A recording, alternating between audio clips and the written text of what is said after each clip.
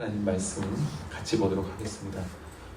오늘은 사도행전 16장에 있는 말씀 한 주씩 교독하겠습니다. 16장 6절부터 10절까지 제가 먼저 읽도록 하겠습니다. 6절이죠. 성령이 아시아에서 말씀을 전하지 못하게 하시거늘 그들이 부르기아와 갈라디아 등으로 다녀가 무시아 앞에 이르러 비두니아로 가고자 하였으되 예수의 영이 허락하지 아니하시는지라.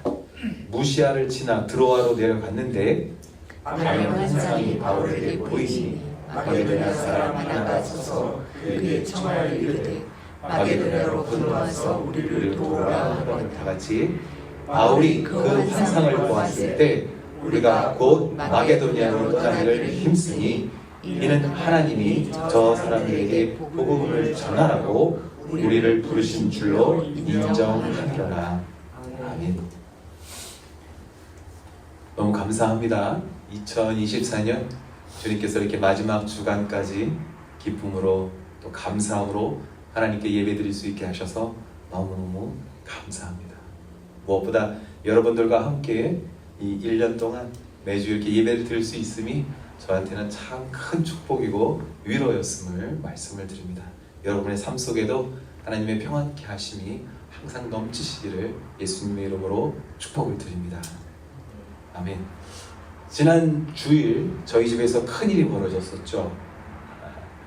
여러분들과 함께 식사하면서 교제할 때에 사실 제가 속으로 깜짝 놀랐습니다. 왜냐하면 주저없이 20불씩 걸고 윷놀이 전투를 벌이시는 여러분의 모습도 있었지만 사실 얼마 전에 우리 김태호 집사님 가정에 그 비즈니스의 어딧이 나와서 우리가 같이 나누면서 기도를 부탁했었잖아요. 근데 집사님께서 식사 중에 이렇게 비교적 평안한 결과가 하나님의 은혜로 잘 넘어가는 것 같습니다 할 때 그 내용이 분명히 기쁜 소식이었지만 저는 사실 제 속으로는 깜짝 놀라는 게 좀 있었습니다. 사실 제가 금요일 아침에 김 집사님께 전화를 드리려고 했어요. 왜냐하면 제가 꿈을 잘 안 꾸는데 그날 밤에 꿈이 너무 이상한 거예요. 제가 너무 마음에 짐이 돼서 몇 번 제가 전화를 할까 말까 망설이다가 전화를 하지 않았습니다. 결과적으로 좋은 소식을 듣게 되었잖아요. 전화 안 한 게 다행이죠. 제가 만약에 주사님 너무 걱정이 돼요 그랬는데 그런 좋은 소식이 나왔다면 굉장히 머쓱한 상황이 될 뻔했습니다. 근데 제가 너무나 생생했기 때문에 너무너무 혼란스러웠던 것 같습니다. 우리가 살아가다 보면 가끔 이렇게 생생한 꿈을 꿀 때가 있습니다. 사실 우리가 이거 돼지 꿈을 꾸는 경우보다는 걱정되는 상스러운 꿈을 꾸게 되면 그게 더 무겁게 우리 기억에 남기도 하죠. 어르신들이 옛날에 그랬어요. 너무 막 상스러운 꿈을 꾼다면 위로하시느라고 꿈은 반대야 그렇게 말씀하시던 걸 제가 기억합니다. 어쨌거나 이번 일을 통해서 제가 깨달은 것이 제가 꾸는 꿈은 별 효험이 없다라는 그런 결론이 난 것 같습니다. 근데 오늘 본문에 보면 바울이 환상을 보았습니다. 어쩌면 이게 꿈일 수도 있는 것 같습니다. 이게 환상인지 꿈인지 밤늦게 벌어진 일이었기 때문에 살짝 애매한데요. 그것과 다르게 그 안에 담겨져 있었던 메시지가 너무너무 생생했습니다. 기다리고 기다리던 2차 선교 여행이 이제 막 시작하려는 그 모멘트였는데 모든 계획을 수정해야만 할 것 같은 의외의 환상을 바울이 생생하게 경험했던 것입니다. 다음 슬라이드를 보시면 원래대로의 계획이라면 1차 선교 여행 때처럼 출발지 안디옥에서 비교적 가까운 도시들 가는 것이 이 팀의 목표였었습니다. 그러나 다음 슬라이드를 보시면 2차 선교 여행에 이 부르기아와 갈라디아 지방을 지나서 이제는 비두니아로 가는 계획이었어요. 그런데 이 예정에 없던 마게도냐 사람이 바울의 환상 가운데 나타나서 도와주세요 했던 것이죠. 부르기아, 갈라디아 그리고 무시아를 지나서 이제는 북동쪽에 그 비두니아라는 그 도시, 그 지방으로 방향을 정한 상태였습니다. 여기까지는 모두 다 소아시아 지역입니다. 지금으로 말하면 시리아라든지 터키 인근입니다. 그런데 다음 슬라이드 보시면 6절, 7절 말씀, 우리가 이 말씀 해석하기가 굉장히 어렵습니다. 왜냐하면 성령이, 예수의 영이 좀 이상한 표현이 나오고 있기 때문입니다. 이 말씀 생각할 때마다 정말 어려운 말씀인데, 이 말씀을 문자적으로 해석해 본다면 성령이 선교하지 말라는 거예요. 그런데 우리가 상식적으로 무슨 성령님이 선교를 막어? 그렇게 생각하지 않습니까?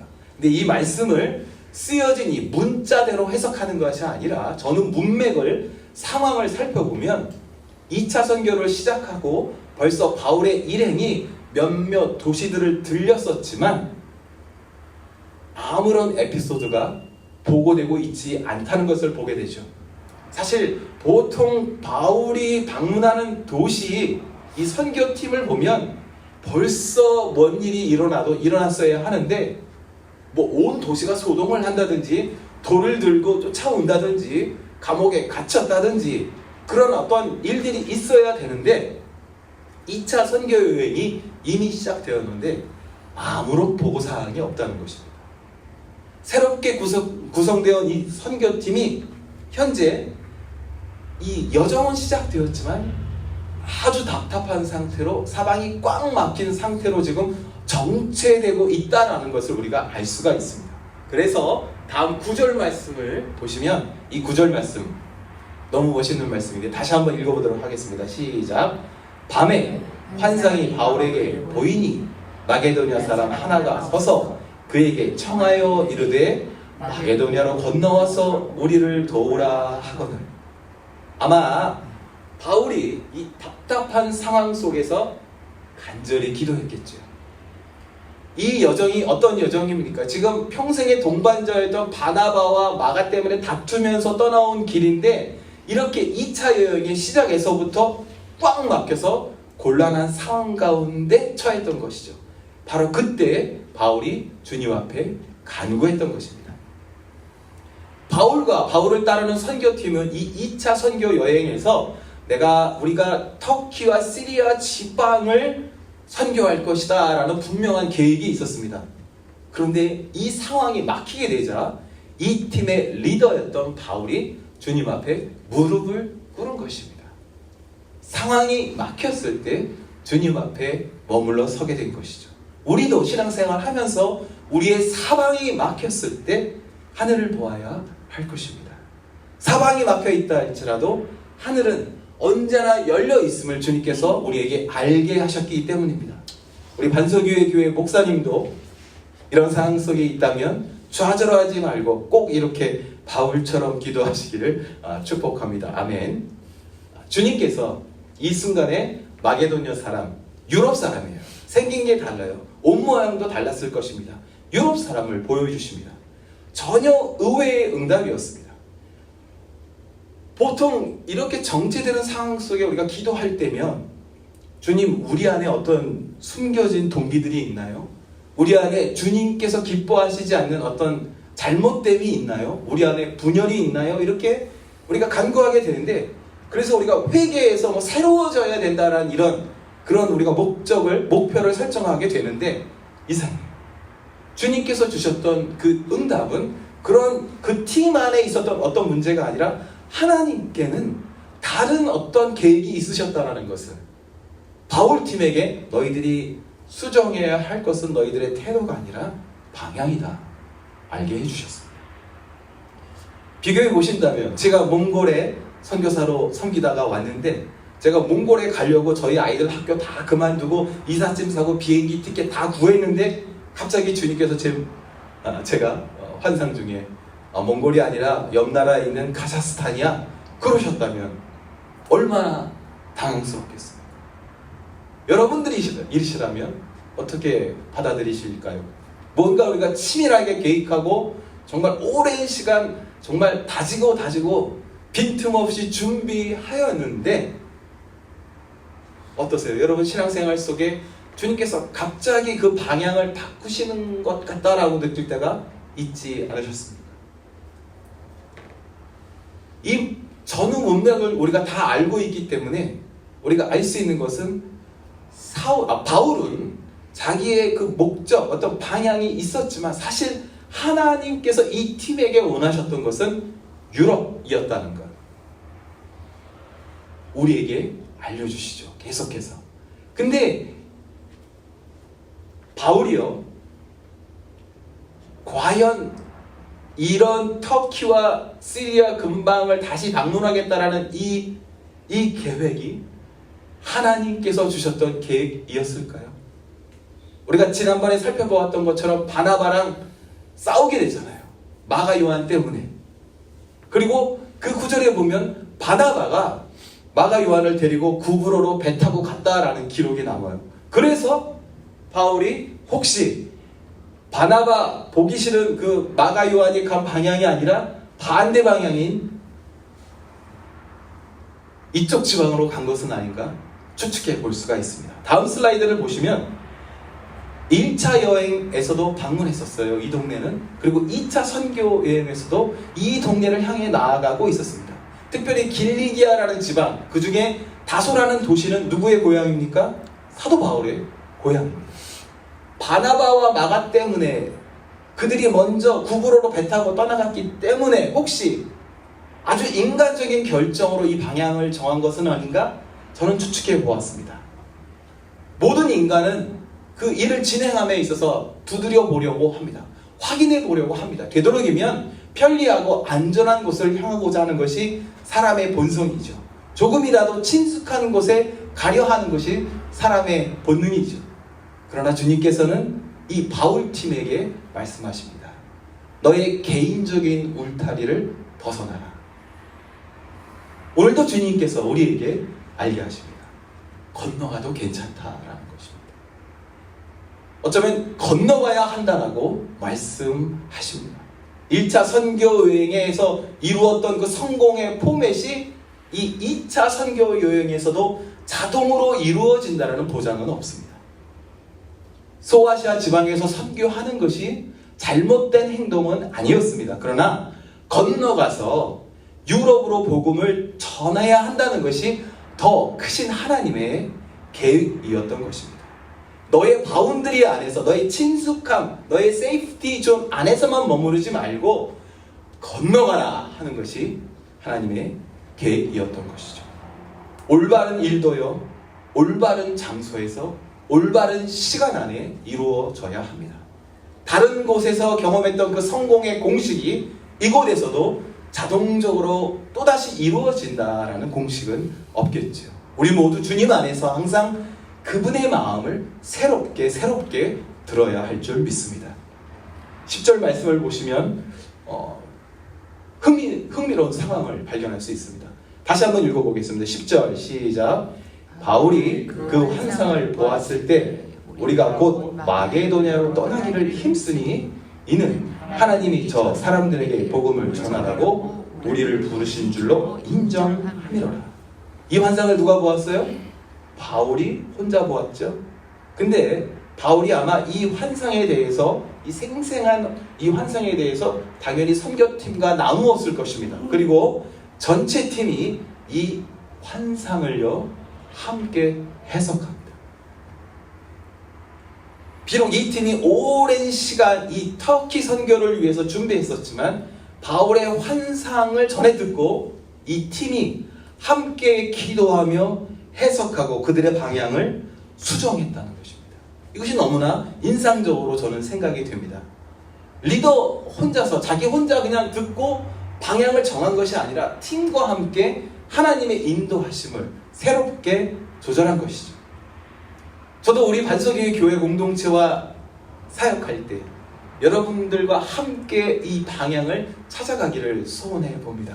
분명 하나님께서 세우신 그 리더에게 그 길을 보여주실 것입니다. 그렇다면 그 리더가 혼자서 스스로의 힘으로 그것을 밝혀내는 것이 아니라 공동체와 함께 나눈다면 그 환상을 해석하고 함께 이루어 가고자 한다면 하나님께서 이 팀을 축복하셨던 것처럼 우리 반석교회 교회 공동체도 축복하시고 인도하실 줄 믿습니다. 10절 말씀 속에서 제가 한 가지 더 깨닫는 것이 있어요. 다음 슬라이드 똑같지만 제가 이렇게 한번 구분해 보았습니다. 무언가 신비한 상황을 본다는 것이 우리가 신앙생활을 하면서 우리에게 큰 도움이 되기도 합니다. 그렇지만 더 중요한 것이 무엇일까요? 신비한 환상, 신비한 체험이 올바르게 해석되어져야 한다는 것이죠. 가끔 우리 주변에 보면 신비한 꿈에 대해서 이야기하는 걸 좋아하시거나 또는 우연히 펼쳐진 성경 말씀에 감동받았다고 자기 마음대로 자기에게 유리하게 해석하고자 하는 그런 시도들을 볼 때가 있습니다. 성전 꼭대기에서 뛰어내려라 할 때 왜 뛰어야 하는지 생각해야 하지 않겠습니까? 돌덩이가 변하여 떡이 되게라 이렇게 요구받았을 때 도대체 이것이 하나님의 영광과 무슨 관련이 있는지 우리가 살펴보아야 할 것입니다. 그냥 우리에게 보이는 대로 들리는 대로 그것이 특이하기만 하다면 신기하기만 하다면 그냥 쫓아가는 것이 아니라 이것이 무슨 뜻인지 이것이 하나님의 영광에 어떤 연관이 있는지 우리가 살펴보아야 이 아시아 담장 안에만 머무르는 이 실수를 피할 수 있다는 것입니다. 우리 삶의 중요한 것은 신비한 환상에 중독되는 것이 아니라 작고 작은 하나님의 움직이심이라 할지라도 우리를 부르신 그분의 그 부르심을 해석하고 순종하고 인정하는 것이 중요할 줄 믿습니다. 이 비슷한 일이 한 번 더 있었습니다. 21장 쭉 넘어가 보면요 3차 여행이 맞춰가는 상황이었습니다. 특이하게도 예루살렘으로 되돌아가는 바울팀이었습니다. 이 21장 4절 말씀을 다 같이 한번 읽어보겠습니다. 시작. 제자들을 찾아 거기서 1회를 머물더니 그 제자들이 성령의 감동으로 바울더러 예루살렘에 들어가지 말라 하더라. 이러한 일이 또 반복돼요. 10절도 보시면 다음에 10절 말씀도 한번 읽어보겠습니다. 시작. 아가보라 하는 한 선지자가 유대로부터 내려와 우리에게 와서 바울의 띠를 가져다가 자기 수족을 잡아매고 말하기를 성령이 말씀하시되 예루살렘에서 유대인들이 이같이 이 띠 임자를 결박하여 이방인의 손에 넘겨주리라 하거늘. 여러분 같으면 어떻게 하시겠습니까? 담임 목사님이 말씀하시고 게스트 스피커로 오신 어떤 선교사님도 똑같이 말씀하신다면 어떻게 하시겠습니까? 아이고 선지자님 감사합니다. 제가 돌아설게요. 제가 수종할게요. 아마 이렇지 않을까요?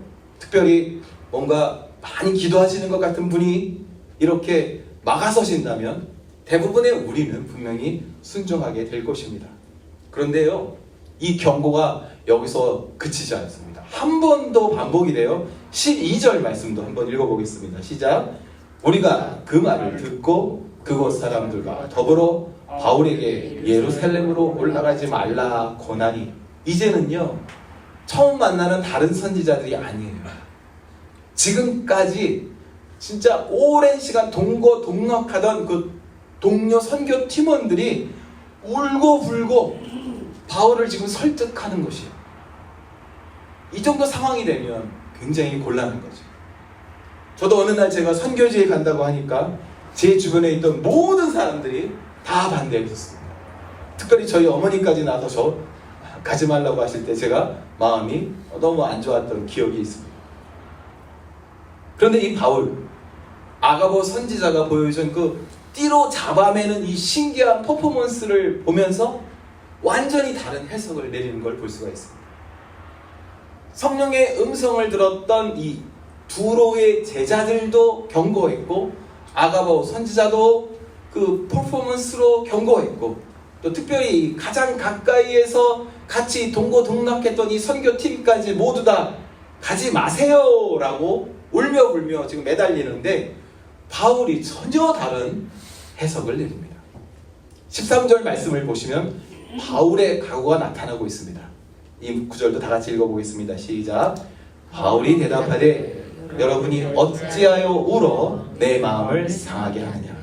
나는 주 예수의 이름을 위하여 결박당할 뿐 아니라 예루살렘에서 죽을 것도 각오하였노라.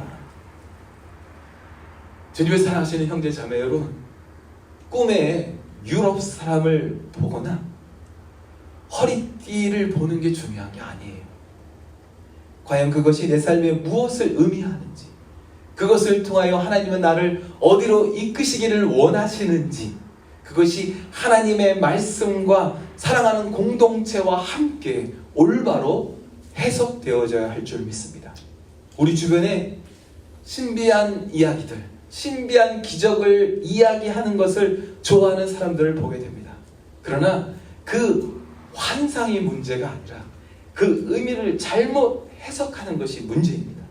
그러나 바울과 바울팀은 인간의 본능과는 전혀 다른 심히 걱정되는 그 해석과 결정을 하는 것을 볼 수가 있습니다. 물론 이 결정 때문에 바울 선생님 결국 예루살렘 감옥에 갇혀서 로마까지 잡혀가게 되죠.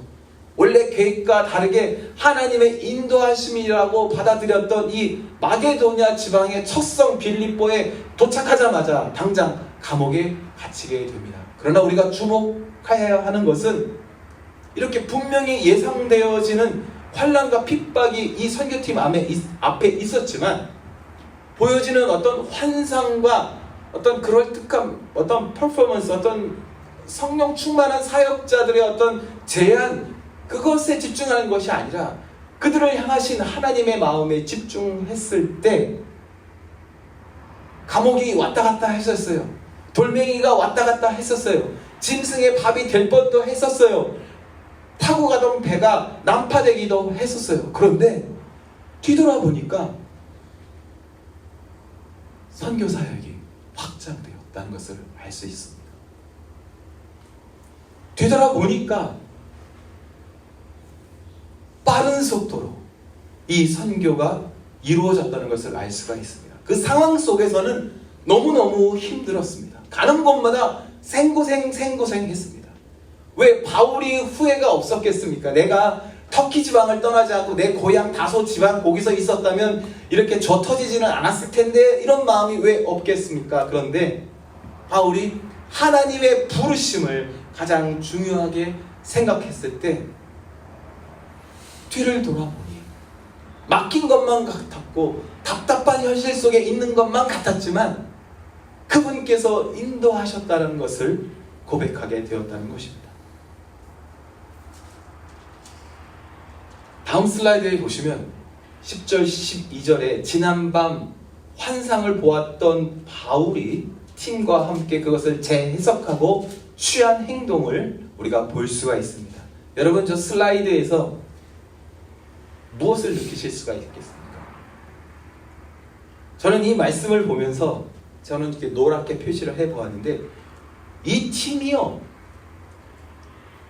뭔가 지체하지 않고 최단거리로 거침없이 나아가는 태도를 발견할 수가 있습니다. 하나님 뜻이 무엇인지 확인하느라고 10년, 20년을 기다리는 것이 아니라 당장 하려고 애쓰는 모습을 볼 수가 있습니다. 지금 순종하지 않고 나중에 순종하는 것은 불순종이다 라고 제가 말을 써봤습니다. 그래요 주님, 내가 이렇게 컨디션이 이루어진다면 순종할게요 라고 우리 그럴듯하게 대답하기도 합니다. 그러나 지금 순종하지 않는 것이 바로 불순종이라는 것이죠. 엉뚱한 건너편 산에 올라가서 이 산이 그 산이 되기를 마냥 기다리는 사람들이 있습니다. 그러나 하나님이 아니라 내가 변해야 합니다. 사람이 열심히 한다고 사람이 구원되지 않습니다. 하나님이 일하시면 사람이 구원되는 줄 믿습니다. 누가복음 9장에도 보면 주님께서 우리에게 알려주셨습니다. 예수께서 이르시되 손에 쟁기를 잡고 뒤를 돌아보는 자는 하나님의 나라에 합당하지 아니하다 하셨습니다. 손에 쟁기를 잡고 자꾸 뒤돌아보면 어떤 일이 발생해요? 일이 늦어지고 또 내가 일하고 있는 그 고랑이 삐뚤삐뚤해질 것입니다. 내가 맡은 고랑이 망가지는 것뿐만 아니라 옆 고랑에도 나쁜 영향을 끼칠 수가 있다는 것입니다. 하나님의 뜻이 나에게 해석되어졌다면 손에 쟁기를 주셨다면 이제는 뒤돌아보지 않고 직행, 직진, 즉시 곧 순종해야 할 것입니다. 이 세이프티 존 안에서 더 머무르려는 우리의 본능을 포기하며 직행하여 감옥이 기다리고 있는 빌립보에 도착하는 것이 사람의 모습일 것입니다. 오늘 우리가 이 예배를 시작하며 아름다운 시편 23편 말씀을 우리가 같이 선포하며 이 예배를 시작했죠. 말씀을 보십시오. 아무런 문제도 없을 것 같은 평화로운 주님 앞에 그 푸른 풀밭, 우리가 그렇게 상상하지만 계속되는 다윗의 그 23편 노래를 보면 주님께서 지켜주시는 푸른 초장에서도 사망의 음침한 골짜기에서 주님이 나를 지키신다.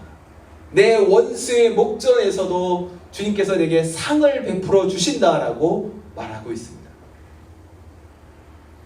다 이루어졌기 때문에 우리가 빌립보로 건너갈 수 있는 것이 아니라 그곳에 주님이 계시기에 우리가 이 여정을 떠날 수 있는 것이죠.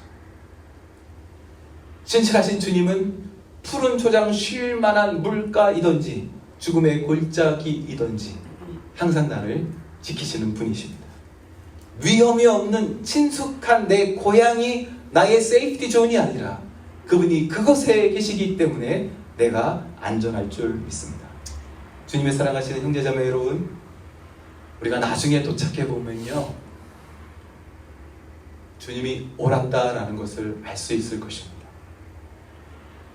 지금은 여러 가지 일들이 나를 애워싸고 나를 가로막고 혼란스럽게 하고 있고 약한 나는 꾸불꾸불 고랑을 내기도 하지만 약한 나는 왜 나에게 이런 일이 생겼는지 좌절하고 불평하고, 그러나 그날 우리가 뒤돌아보면 그분께서 우리를 인도하셨다는 것, 그분은 항상 옳으신 분이라는 것을 우리가 인정하게 될 것입니다.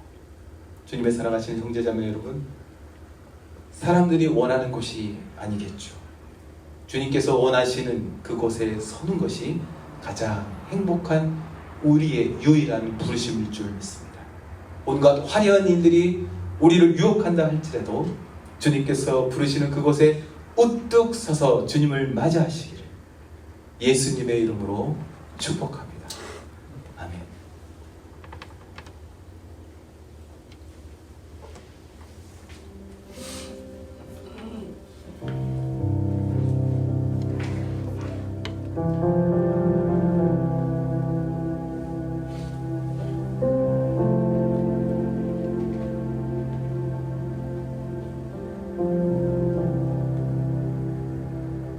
건너와서 도우라 하시는 주의 음성이 있습니다. 건너간다. 쉽지 않습니다. 건너가라 하셨으면 건너갈 수 있게 하십니다. 여러분 삶 속에, 여러분들의 플랜 속에 갈등하고 주저하고 있는 일들이 있다면 그렇게 알게 하신 주님께서 가장 선한 길로 우리를 인도하실 줄 믿습니다. 제가 주님 앞에 2024년 마지막 예배를 드리며 다시 한번 우리의 믿음을 주님 앞에 고백했으면 좋겠습니다. 우리 같이 찬양하시면서 주님 말씀하시며